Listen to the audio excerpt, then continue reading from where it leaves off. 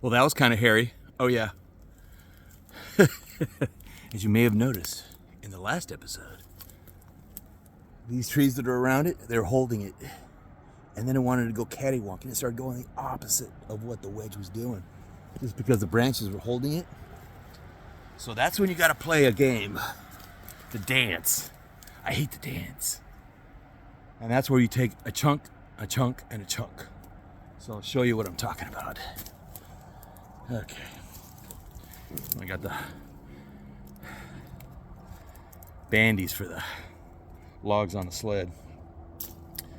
And don't forget your hookaroon, very essential tool, and your little sweet hooks, double hook.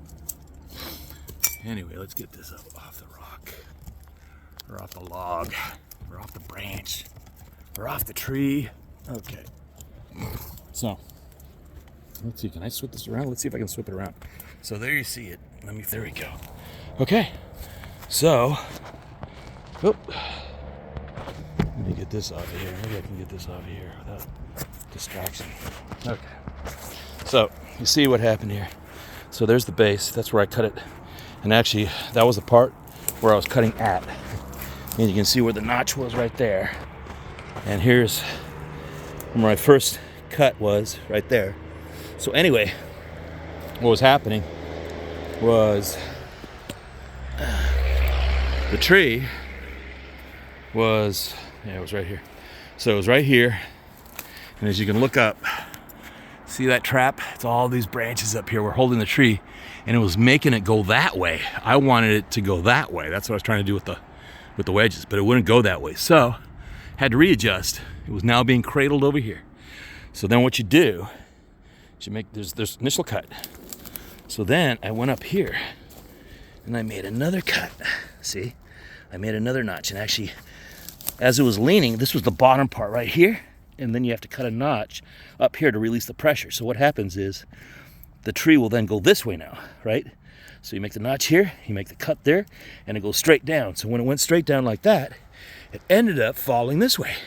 Cool, huh? And that's how you recover something that could have been really bad.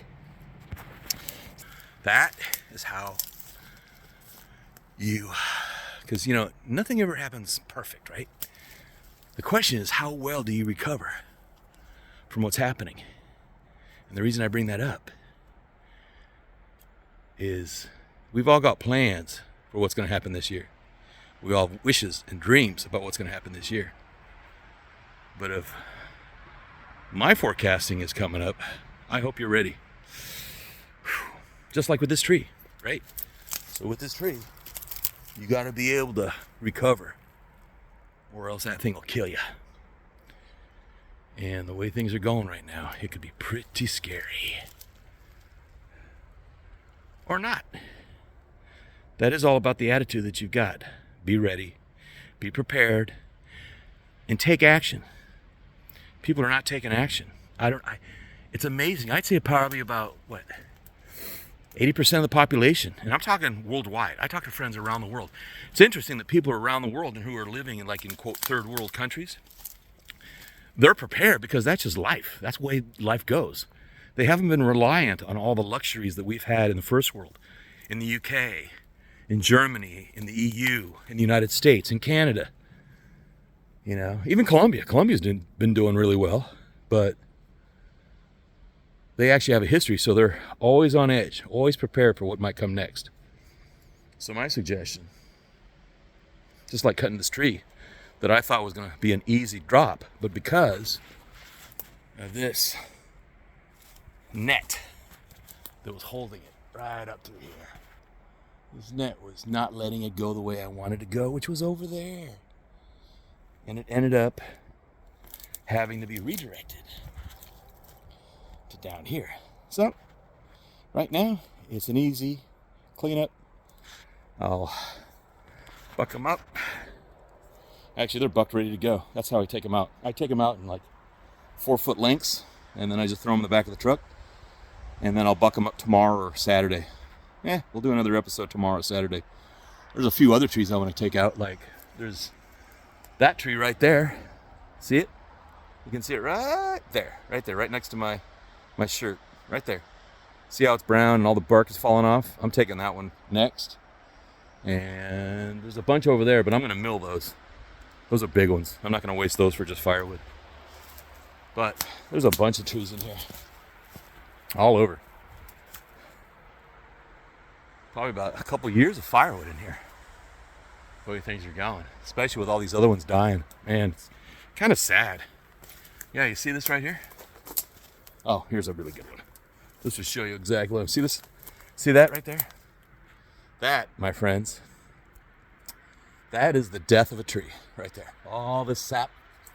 That sap right there is because of those nasty little buggers, the spruce beetle, killing them all through in here. So that's all the drippage out of the holes that they've been drilling. And basically what they do is they get in and then they go around and they basically girdle the tree. And that's what kills the tree, right? It basically just girdles the tree. Sad. This is a nice tree. It's not big enough for milling, I don't think. It's definitely perfect for firewood. But this is the one I'm going to take next. This one's dead and it's cured. So the ones that are all like bark falling off like that, make sure that's what you want. That shows you that this has been standing up here for at least 1 or 2 years. It looks like a 2-year-old. 2 years dead. That gives you a real nice burn. So, as we used to say back in the war, hasta el otro lado. See you on the other side.